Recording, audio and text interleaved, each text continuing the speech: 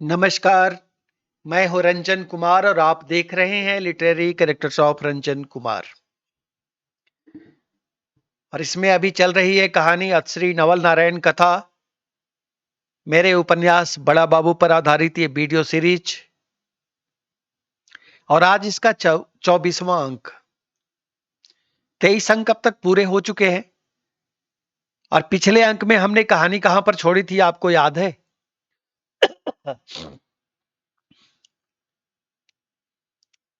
गदाईपुर गांव से नवल नारायण का दाना पानी उठ चुका है। दत्त बाबू ने नवल नारायण को परिवार सहित निकाल दिया है। दत्त बाबू नवल नारायण को इस बात पर निकाल देते हैं जब नवल नारायण के दोस्त मित्तल प्रसाद, जिनका स्वभाव बड़ा शीतल है, वो शिकायत लेकर के आए थे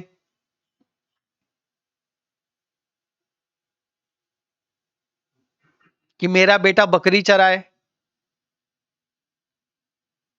और नवल नारायण के बेटे दूध पिए। और उधर से बुच्ची साव और महेंद्र लाल शिकायत लेकर के आए थे कि जब अरवल के सरकारी कैंप में हमारा 1 साल पहले नसबंदी हो गया तो फिर हमारा बच्चा कैसे हुआ। तो पहले तो नवल नारायण से जब ये जवाब मांगा गया तो नवल नारायण पहले थोड़ा भभके, बोले इसका जवाब हम देंगे, तुम्हारी पत्नी देगी, जाओ पूछो। तो जब बुच्ची साहब और महेंद्र लाल ने चिल्लाते हुए नवल नारायण को कहा कि हम वहां से जवाब लेके आए हैं, तुम ही हमारे घर में आते जाते हो, हमारी पत्नी ने तुम्हारा ही नाम लिया है। अब नवल नारायण ठंडे पड़ गए क्योंकि उनको लगा कि अब जो है सारे पाप लगता है आज एक ही दिन में खुलने वाले हैं। आज ही मित्तल प्रसाद को भी समय मिला था निपटने का और यह दोनों भी आज ही आ गया है।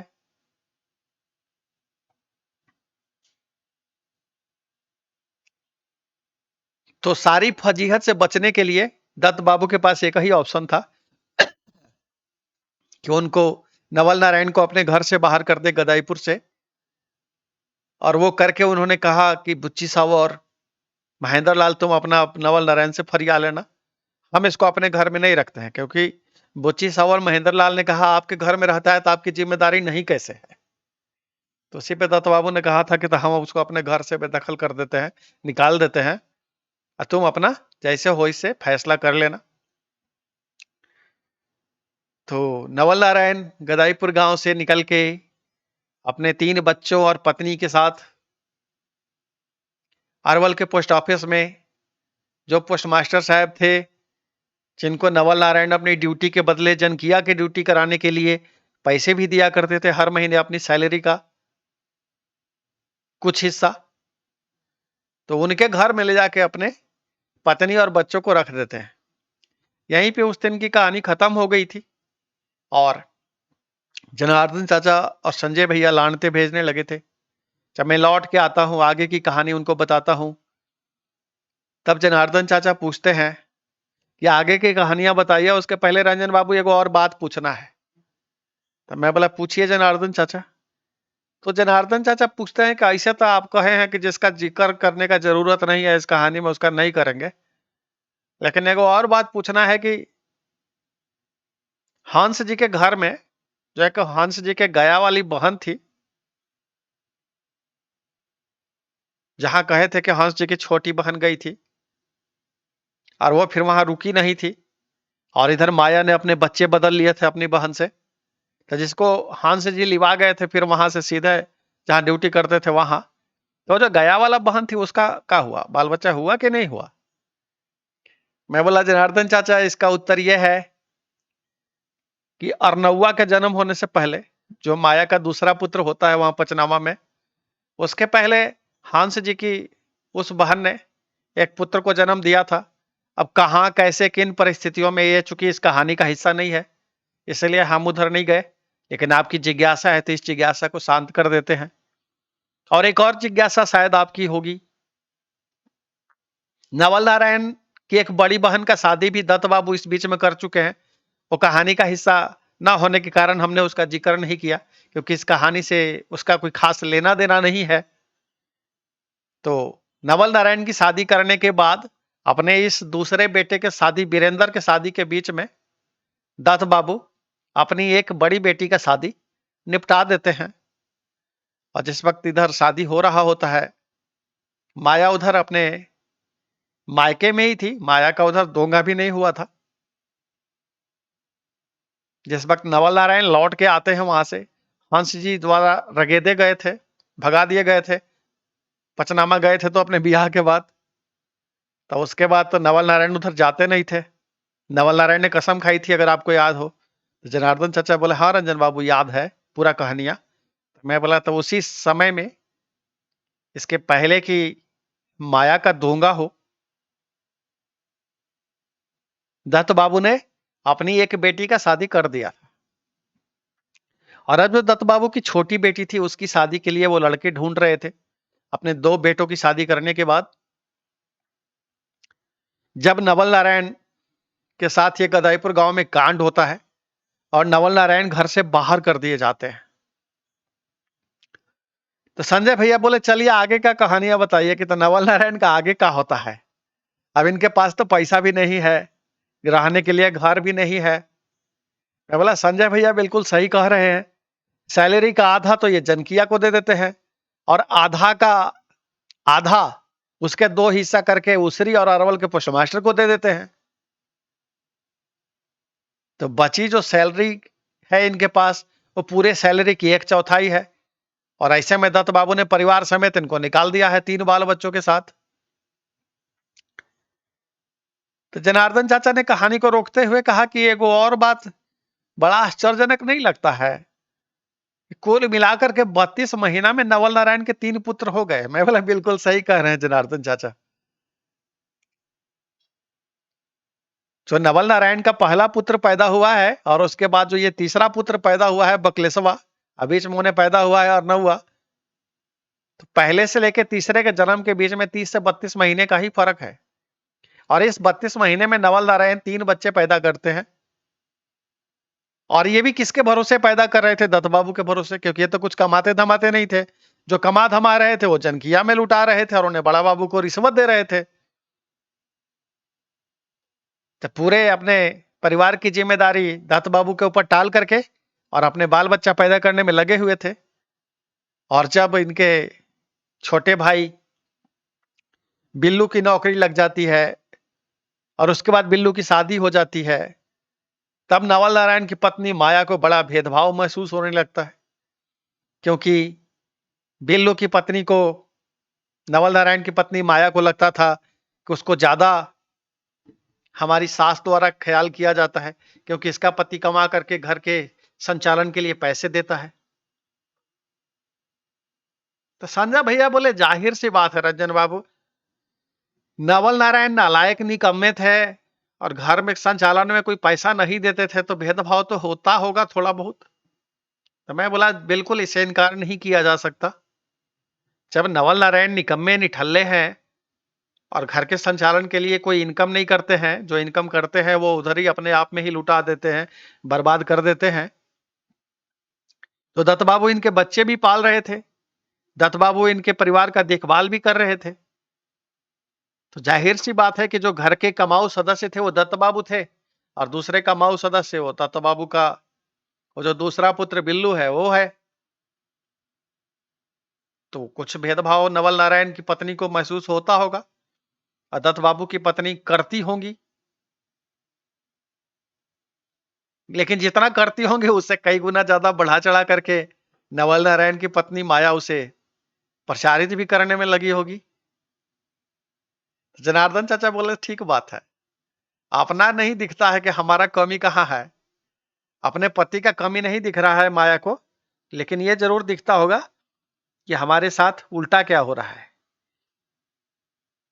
मैं बोला बिल्कुल ठीक कह रहे हैं जनार्दन चाचा और संजय भैया, लेकिन फिलहाल अभी इस मुसीबत से भी निकल गए हैं और नवल नारायण को अंततः दत्त बाबू ने गांव से ही निकाल दिया है, क्योंकि दत्त बाबू को समझ आ गया कि इसके कारनामे सुधरने वाले नहीं है और ये सुधरने वाली कैटेगरी नहीं है, ये कहीं ना कहीं घूम फिर के हमको मुसीबत में डालेगा। तो इसी तरह से 2 दिन अरवल में उस पोस्टमास्टर साहब के यहाँ नवल नारायण अपने बच्चे को छोड़ देते हैं, पत्नी सहित। अब नवल नारायण की पत्नी को वहां ये भी तकलीफ है कि यहाँ हमें कमरा नहीं मिला है रहने के लिए, हमको ओसरे में रखे हुए हैं। तो कहीं घर में शरण मिल गया, यही बहुत बड़ी बात है। अब ये तो नवल नारायण का निकम्मापन और निठल्लापन है कि घर से निकाल दिए गए हैं तो ले जाकर के पोस्टमास्टर साहब के घर में रख देते हैं। तो पोस्टमास्टर साहब उनको कमरे कहाँ से लाके देंगे शहर में? उन्होंने अपने घर में शरण दे दिया है, खाना दे दिया है बच्चों को, उनकी पत्नी को, और उनको यही काफी है। तो पोस्टमास्टर साहब भी समझाते हैं और नवल नारायण की पत्नी भी समझाती है कि तो यहाँ अब तक कैसे पड़े रहेंगे, क्योंकि नवल नारायण की पत्नी को एहसास हुआ अपनी बेइज्जती का। क्योंकि जब रहने के लिए कमरा नहीं मिला है, ओसरे में रहना पड़ रहा है। ओसरा उसको कहते हैं जो कमरे के बाहर का थोड़ा-सा कवर्ड एरिया होता है। ये पुराने ज़माने में घरों में ओसरे हुआ करते थे, जिसको ओसारा कहते थे, और ओसारा का पुल्लिंग हुआ ओसरे। ओसारा का पुल्लिंग नहीं, ओसारा का बहुवचन ओसरे। कई तरफ अगर ऐसा एरिया हो जाए तो उसको कह देते हैं कि ओसरे में जगह मिल गई है, इधर-उधर का ओसरा मिला के। तो माया अपने 2-3 बच्चों के साथ और नवल नारायण के साथ उसी ओसरे में 2 दिन जब रहने को विवश हुई और उसको थोड़ी बेइज्जती का एहसास हुआ, तो माया ने भी नवल नारायण से कहा, "तब मुझको अपने मायके पहुँचा दीजिए।" और उधर पोस्टमास्टर साहब ने भी कहा, क्योंकि उनको भी तकलीफ हो रही थी। तो उन्होंने कहा कि ऐसे कब तक गुज़र होगा? या तो किराया का घर लीजिए या फिर जब तक आपका मामला सेटल नहीं होता है, सेटिंग पूरा नहीं हो पाता है, तब तक जाइए अपने पत्नी बच्चों को ससुराल पहुँचा आइए। तो नवल नारायण तो जान रहे थे कि कैसे होगा, मुश्किल काम है सेटल होना। अभी ना पैसा है हाथ में, ना दूर-दूर तक कुछ संभावना है, और ना यही संभावना है कि अभी बाबूजी को जाके जल्दी से मना लेंगे।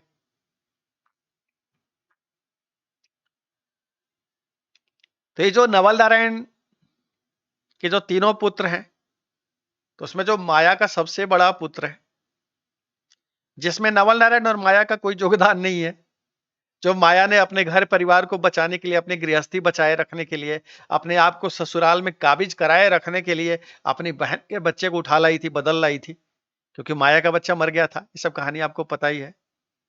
तो उस बच्चे की रुचि बाकी सब घर वालों के से अलग है, क्योंकि वो दूसरे कुल खानदान का बच्चा भी है।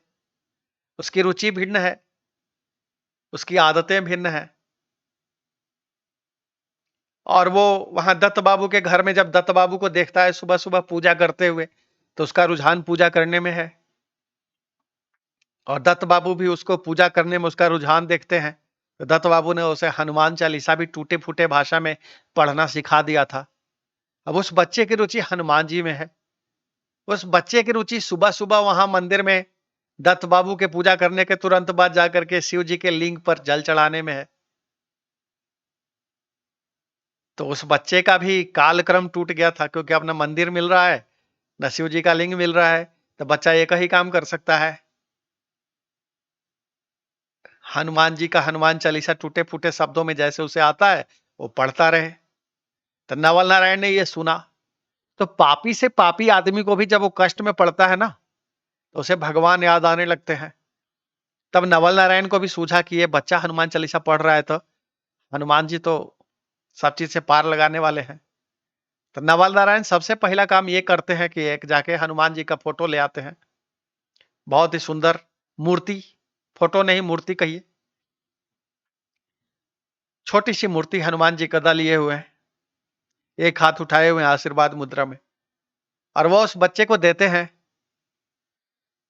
और कहते हैं कि प्रार्थना करो बाबू हनुमान जी से, ताकि रहने के लिए आसरा मिल जाए, पापा को अच्छी नौकरी मिल जाए, तरक्की मिल जाए, इस नौकरी से पापा का जल्दी प्रमोशन हो जाए, पापा का ट्रांसफर हो जाए, हमें रहने के लिए घर मिल जाए।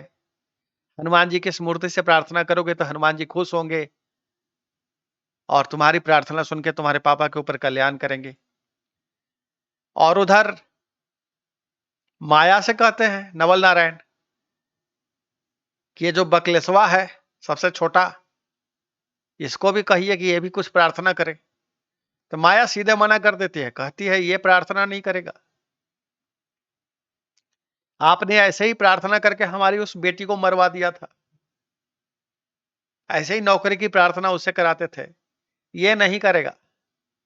लेकिन माया को इससे दिक्कत नहीं है कि वो जो बड़ा वाला लड़का प्रार्थना करे, क्योंकि वो मरे जिए क्या फर्क पड़ता है।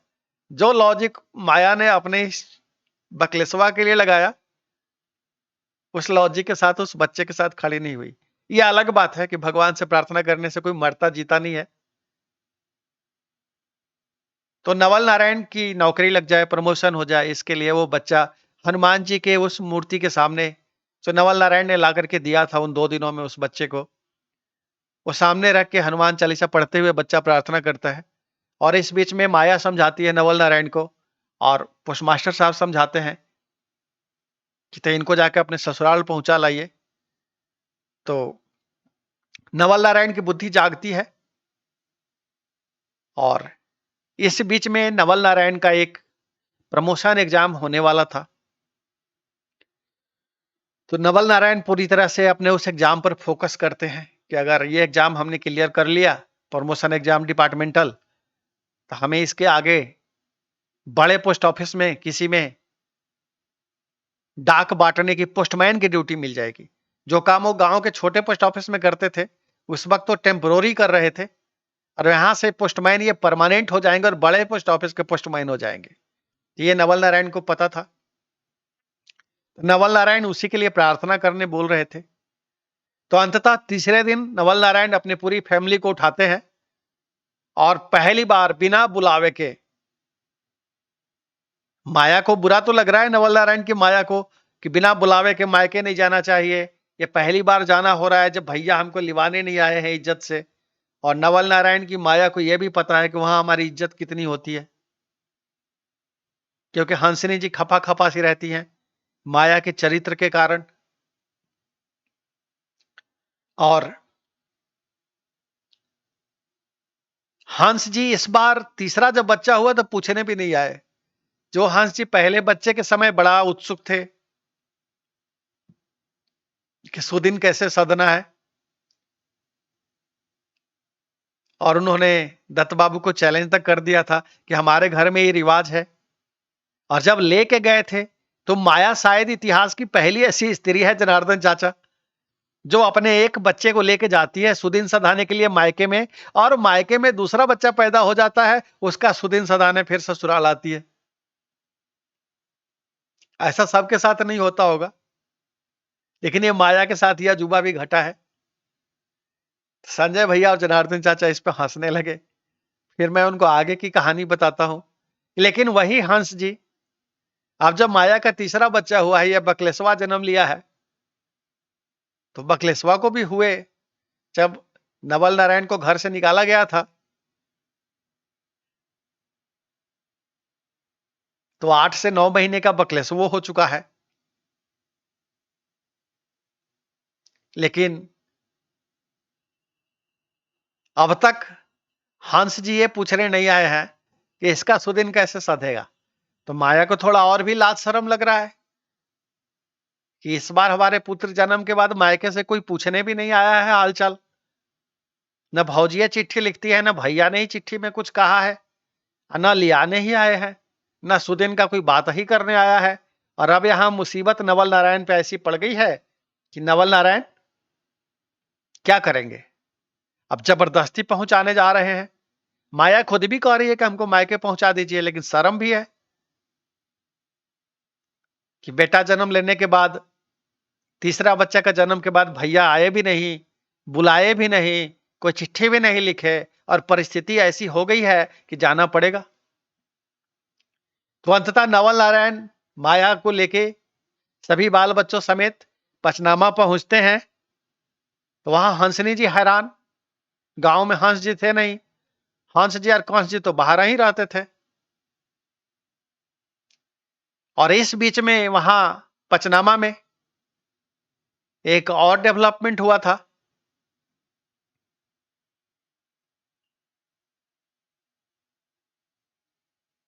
हंस जी की जो सबसे छोटी वाली बहन है, उसकी शादी हो गई थी। और जब उसकी शादी उधर हो रही थी, तो इधर माया गदाईपुर में पेट से थी। तो अपनी बहन की शादी में भी माया नहीं पहुंची थी पचनामा। तो इसलिए उसको और भी दुख था कि बहन की शादी में भी हम नहीं आए थे। तो उस वक्त चलो हमारे आने की परिस्थिति नहीं थी, लेकिन उसके बाद भी भैया बहू जी हमको बुला गए, एकदम पूछे ही नहीं। हमारा बच्चा हुआ फिर भी नहीं आए। सुदीन साधाने भी इस बार पूछने नहीं आए। कम से कम ससुराल में हमारा इज्जतें रख लेते, क्योंकि बड़ा वाला जो लड़का हुआ था तो लड़ लड़ा के भैया लिया गए थे। तो ससुराल वाले सब ताना देंगे बाद में। तो बहुत सारी शिकवे शिकायतें लेकर के माया वहां अपने पचनामा में पहुंचती है। और वहां हंसनी जी से सब शिकायतें करती है। यह भी शिकायत करती है कि हमारे न चाहने के बावजूद भी, ये सब जानने के बावजूद भी, कि वहां घर में चाल चलन सब ठीक नहीं है, आपने हमारे देवर से अपनी भतीजी का ब्याह कैसे हो जाने दिया। और नवल नारायण रात भर रुक करके चले आते हैं। हंसनी जी बड़ा हैरान होती हैं कि ये कैसे आ गई। अब जो कारण माया समझा रही थी कि कैसे और किन परिस्थितियों में हमको निकल के आना पड़ा, तो हंसनी जी को ये कारण ज्यादा समझ में आ नहीं रहा था कि दो गो भाई बड़ा छोटा लड़े और उसी के बल पे खाली दत्त बाबू निकाल दिए होंगे। तो हंसनी जी अपनी भतीजी को चिट्ठी लिखती हैं कि का हुआ था वहां, का हुआ है। तो फिर हंसनी जी की भतीजी अपने पति से पूछती है। अब उसके पति को जितना कुछ जानकारी था, कुछ और कुछ जानकारी और इकट्ठा करके अपनी पत्नी को बताते हैं। फिर हंसनी जी की भतीजी हंसनी जी को वो सब बातें चिट्ठी में लिखती हैं कि असल कारण तो ये है। लेकिन हंसनी जी कहे ना, राजनीतिक कौशल रखती थी। हंसनी जी ने बिल्कुल भी ये जाहिर नहीं होने दिया कि हमको असली कारण पता चल गया है कि वहां पे गदाईपुर में हुआ क्या क्या है और किन परिस्थितियों में आपको निकाल दिया गया है वहां से। लेकिन हंसनी जी अब इसको शरण देने के लिए विवश थी। और इस बीच में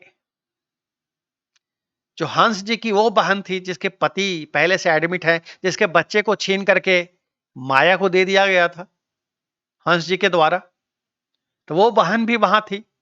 तो हंस जी और हंसनी जी कभी नहीं चाहते थे कि माया यहाँ इस बच्चे को लेकर के आए और फिर से उनका ममता उमड़े। इसलिए वो लोग चाहते ही नहीं थे कि यहाँ पे माया रहे और वो भी रहे, क्योंकि दोनों रहेंगे तो वो जो पाप है जो उन लोगों ने किया है, एक की गोद से असली माँ से छीन के बेटा इस माँ को दे दिया है। अब इसके पास दो बच्चे और भी हैं, लेकिन अब चाह करके भी उस इतिहास को बदलने की क्षमता न वो रखते हैं, न हंस जी रखते हैं। तो वो लोग चाहते थे कि ये मुसीबत जितना ज्यादा हो, दूर ही रहे तो अच्छा है। अब वो बहन तो मजबूरी में रह रही थी, क्योंकि उनके पति हॉस्पिटल में एडमिट थे, तो उनकी मजबूरी थी वहां पलना।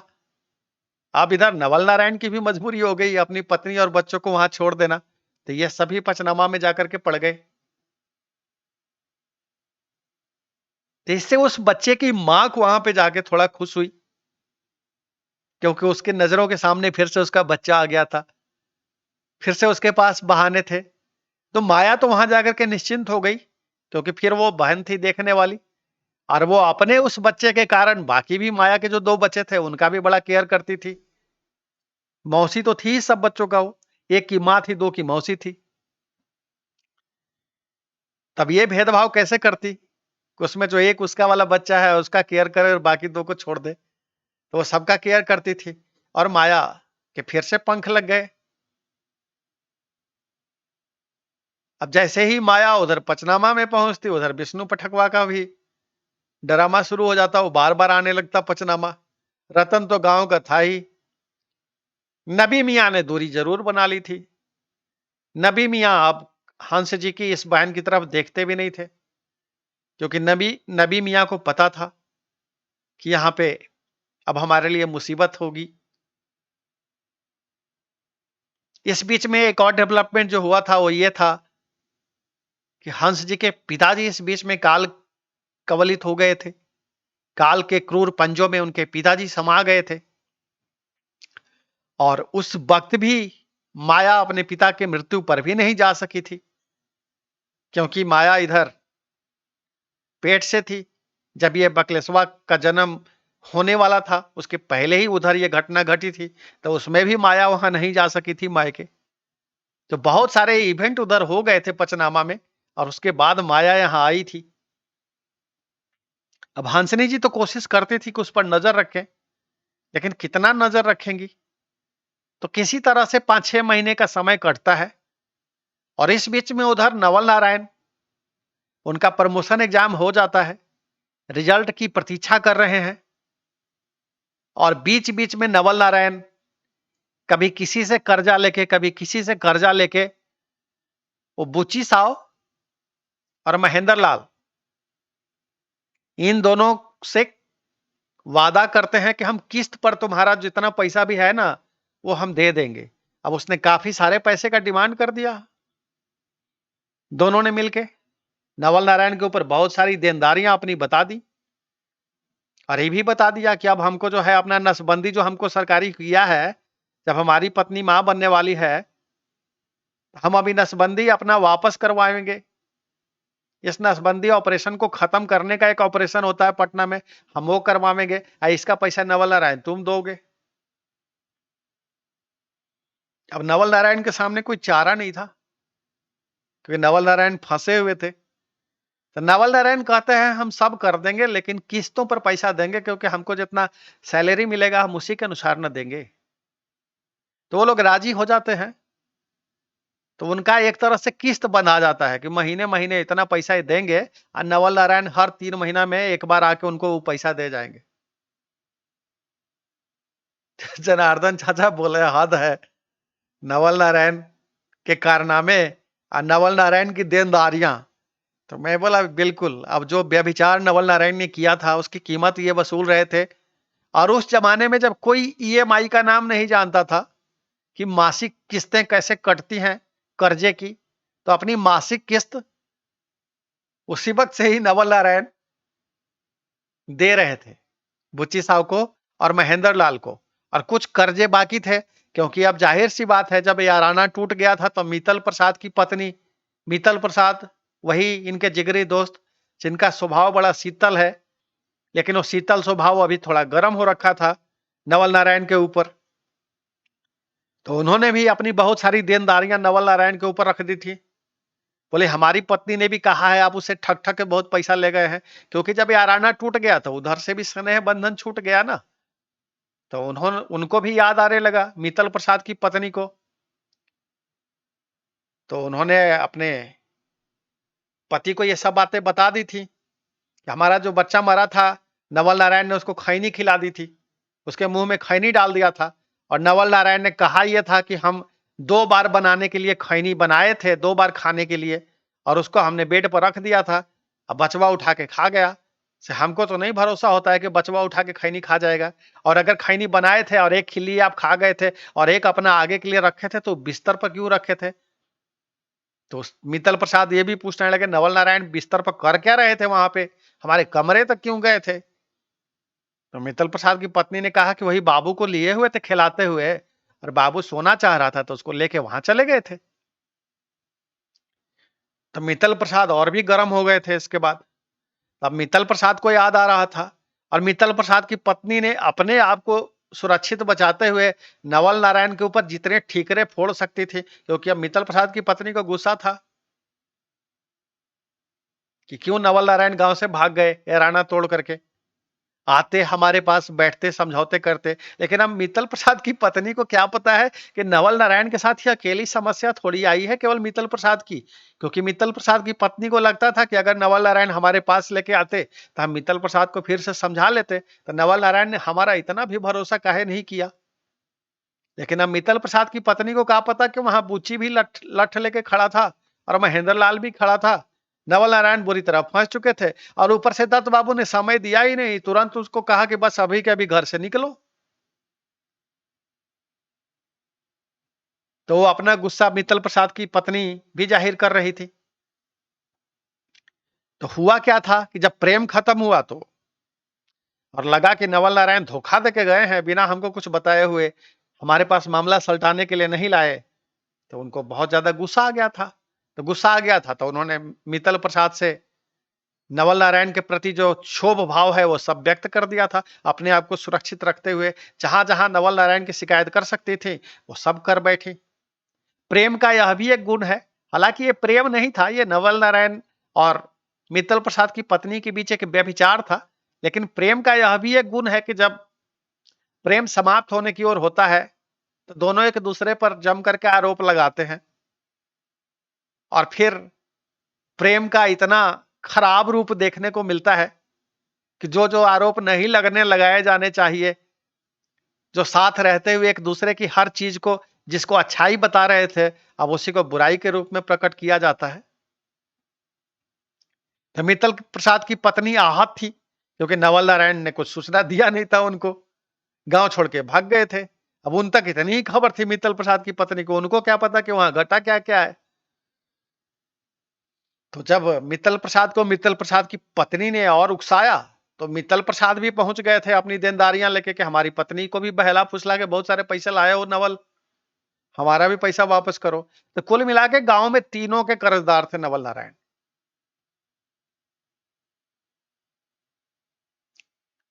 तो जनार्दन चाचा बोले, संजय भैया बोले कि तो उसका किस्त तीनों का अदा करेंगे नवल नारायण अब। मैं बोला हाँ संजय भैया और जनार्दन चाचा, यही तय हुआ। उस जमाने में किस्त देने वाला जमाना था नहीं, किस्त पर कर्जा ऐसे चलता नहीं था, हमारी बैंकिंग सेक्टर इतनी डेवलप नहीं थी आज की तरह।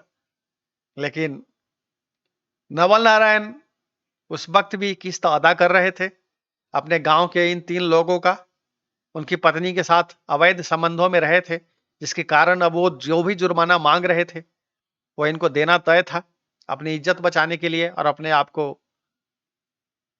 पुलिस वगैरह से बचाने के लिए भी, क्योंकि नहीं तो वो लोग ये धमकी दे रहे थे कि हम आगे मामला बढ़ाएंगे। तो नवल नारायण डरपोक किस्म के भी हैं, ये भी डर लगता है कि जैसे हमारे ऊपर मामला दर्ज होगा तो हमारा नौकरिया छूट जाएगा, नौकरिया छूट जाएगा तो हम करेंगे क्या भाई। अब तो बाबूजी भी घर से निकाल दिए हैं, तो नवल नारायण के पास कोई चारा नहीं था। और इस बीच में नवल नारायण ने जो एक प्रमोशन एग्जाम दिया था उसमें वो पास कर गए, उस बच्चे की प्रार्थना हनुमान जी से कामयाब हो गई और नवल नारायण को अब इस डाकिए की नौकरी से फुर्सत मिल जाती है और नवल नारायण को 2 महीने के लिए ट्रेनिंग में भेजा जाता है।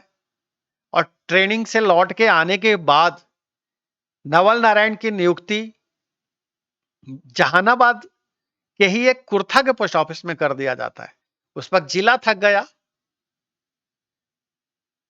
और जहानाबाद अरवल सब उसी के अंदर में आता था।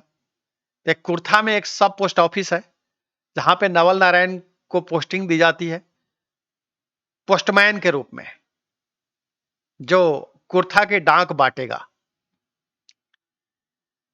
और इस बीच में लगभग 6 महीने का समय गुजर जाता है जब से नवल नारायण अपनी पत्नी और बच्चों को छोड़ के आए हैं। कोई खोज खबर न उनकी ली है न अपनी दी है, क्योंकि नवल नारायण की दुनिया इधर पहले की तरह रंगीन तो नहीं है, लेकिन उसमें पतझड़ का मौसम चल रहा है, बसंत विदा ले चुका है। लेकिन नवल नारायण उसकी किस्तें अदा कर रहे हैं, टेंशन में रह रहे हैं, जी रहे हैं। कभी कुछ दिन उसरे में रहते थे, कभी कुछ दिन अरवल में रहते थे। जब कुर्था में ट्रांसफर हो गया तो कुर्था में रहने लगे।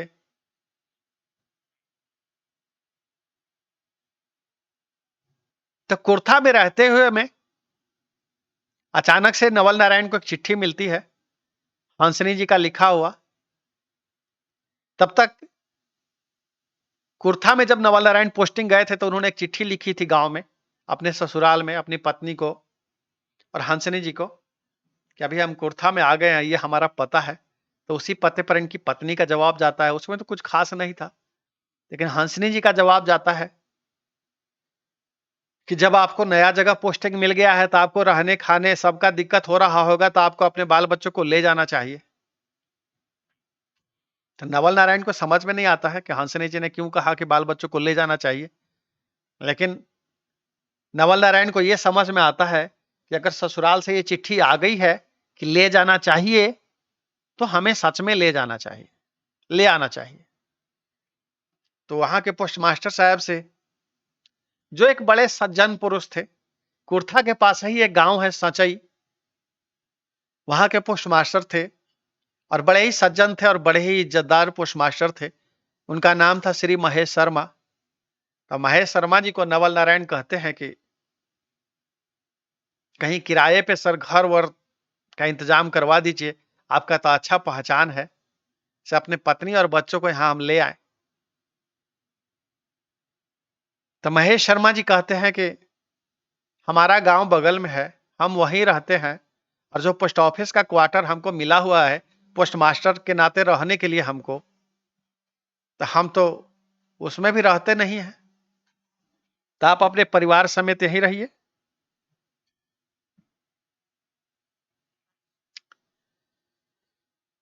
तो नवल नारायण ये भी नहीं देखते हैं कि कैसा है अंदर पोस्ट ऑफिस का क्वार्टर। उसके पहले नवल नारायण एक हलवाई थे, दो भाई, वो रहते थे वहां पे, तो उन्हीं के कमरे में सो जाया करते थे पोस्ट ऑफिस के बगल में ही। तो नवल नारायण ये भी नहीं देखते हैं बस पोस्ट मास्टर साहब की बात पर के हम पोस्ट ऑफिस में रह लेंगे, पोस्ट ऑफिस के लिए जो क्वार्टर मिला हुआ है। और नवल नारायण पूछते हैं कि इसका कितना किराया सर देना होगा, बता दीजिएगा। तो महेश शर्मा इनको डांटते हैं, कहते हैं अब वो पंडित होने के नाते, क्योंकि नवल नारायण जाति से पंडित हैं, तो काफी इज्जत करते थे महेश शर्मा जी इनकी। तो महेश शर्मा जी इनको कहते हैं, पंडित जी का किराया दीजिएगा, ये क्वार्टर किराया देने के लिए बना है, किराया लेने के लिए बना है? किराया लेना होता तो आज तक ये खाली रहता। नवल नारायण शर्मिंदा होते हैं।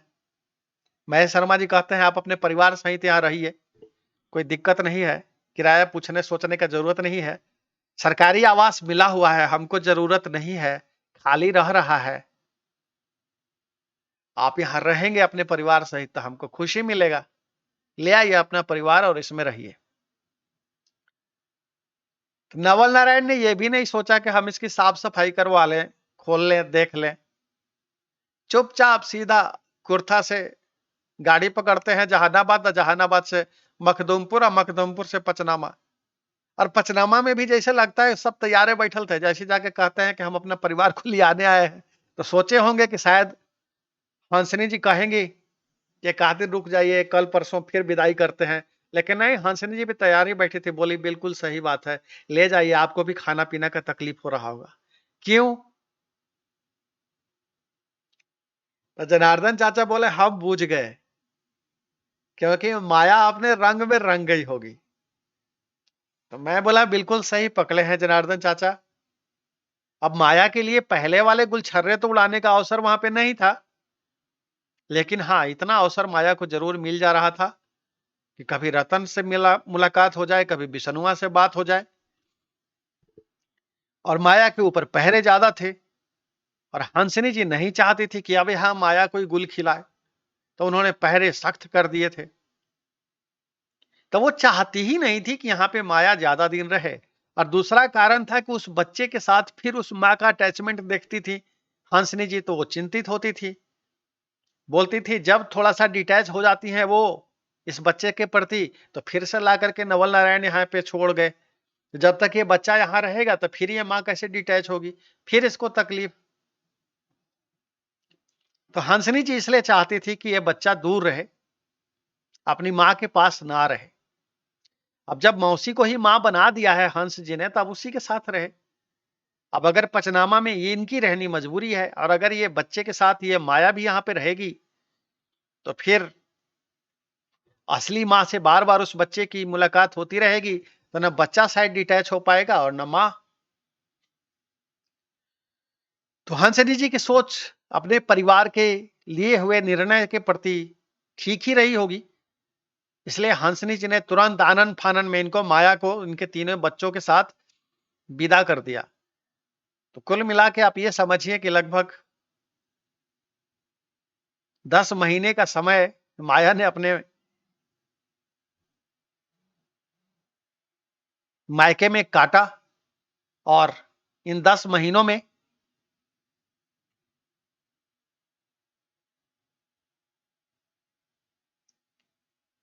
माया अपने 3 बच्चों के साथ पचनामा में थी, और उसके बाद नवल नारायण इनको लेकर के चल पड़ते हैं कुर्था के लिए। और इस बार कोई खास स्वागत सत्कार न माया को हुआ, न नवल नारायण को हुआ, न जाते वक्त कोई विदाई मिली ससुराल से जो अक्सर मिलती थी। और इस बीच में जब माया वहां थी 10 महीने, तो बीच में हंस जी कंस जी आए भी और चले भी गए, लेकिन कोई खास माया को अनुभव हुआ कि कोई खास प्यार नहीं मिला। तो माया को समझ आ गया कि अब थोड़ा सा हमें मायके में हमारी इज्जत कम हो गई है। तब माया का तो कहना यह था कि अब जिसका ससुराले में उधर दिन गिरा हुआ है, घर से निकाल दिए हैं, तो ये सोच के भैया शायद ज्यादा भाव इसलिए नहीं दे रहे हैं हंस जी, क्योंकि उनको लग रहा है कि कहीं ये भी बोझा हमारे ऊपर न पड़ जाए। और ये बात में कुछ हद तक दम भी था, सच भी था, क्योंकि ऑलरेडी हंस जी के एक बहनोई बीमार थे, हॉस्पिटल में एडमिट थे, तो उनके परिवार का दायित्व तो उन पर पड़ा ही हुआ था। और जब से सुने कि नवल नारायण अपनी पत्नी को पहुंचा गए हैं बच्चों समेत, क्योंकि उनको उनके पिताजी दत्त बाबू ने घर से निकाल दिया है, तो उनको लगा कि ले अब ये दूसरी मुसीबत ना यहीं पे टपके टपके हुए तो हैं ही। अब इसमें अगर ज्यादा इनको हम भाव दिए या ज्यादा इनकी इज्जत खातिर करी, तो कहीं ये हमारे सर पे ही ना आ जाए।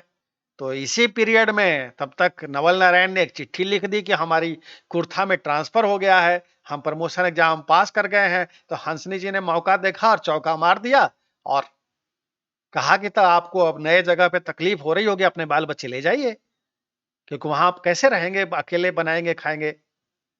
और नवल नारायण फिर आ गए और इस तरह से माया पचनामा से ले जाती है अपने बाल बच्चों समेत, विदा हो लेती है कुर्था के लिए। तो जनार्दन चाचा कहते हैं यही जिंदगी है नवल नारायण की। कैसे बिना घरों देखले, बिना साफो सफाई करे लाने चले गए। मैं बोला नहीं, महेश शर्मा जी बहुत अच्छे व्यक्ति थे, और जब उनको लगा कि ये हमारे पोस्टमैन साहब नवल नारायण चले गए हैं अपनी पत्नी बच्चों को लाने, तो उन्होंने उस घर की साफ सफाई बहुत अच्छे से करवा दी। अब नवल नारायण पत्नी और बच्चों को लेकर पहुंचते हैं, लेकिन उनके पास उस घर की चाबी नहीं है। और सुबह सुबह पहुंचते हैं यहाँ पे पोस्ट ऑफिस खुलने के समय से पहले, क्योंकि पहला गाड़ी मखदूमपुर से पकड़े थे, चल दिए थे। और जब कुर्था तक पहुंच गए, तब देखे कि अभी तो पोस्ट ऑफिस खुलबे नहीं किया है, और जौन घर में रहना है वो में ताला बंद है।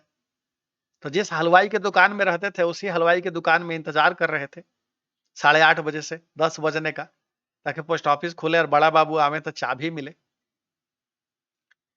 तो संजय भैया बोले हद है, नवल नारायण लापरवाह कम नहीं रहे हैं।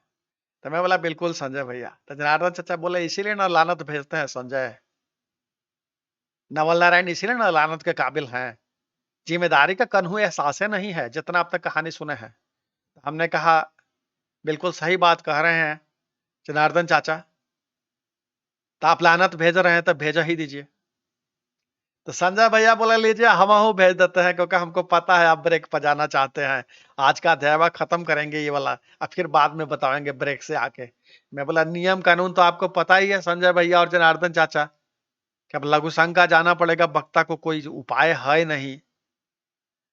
तो फिर आपको बताते हैं कहानी ब्रेक के बाद। तो जनार्दन चाचा और संजय भैया लानत भेजने लगे, उधर हंस को, कंस को, दत्त बाबू को, नवल नारायण को, माया को, सबको कहे इस कहानी में जितना जुड़ल है ना, सब का सब लानतें भेजने के काबिल है, सब हरामजादा है सब। हमने कहा सब हरामजादा है जनार्दन चाचा और संजय भैया, लेकिन महेश शर्मा जी एक अच्छे व्यक्ति भी थे पोस्ट ऑफिस में। तो जनार्दन चाचा बोले और संजय भैया बोले हाँ ये एकदम सही बात है, ऐसे धर्मात्मा पुरुष को हमारा नमन है, बंधन रहेगा उनको।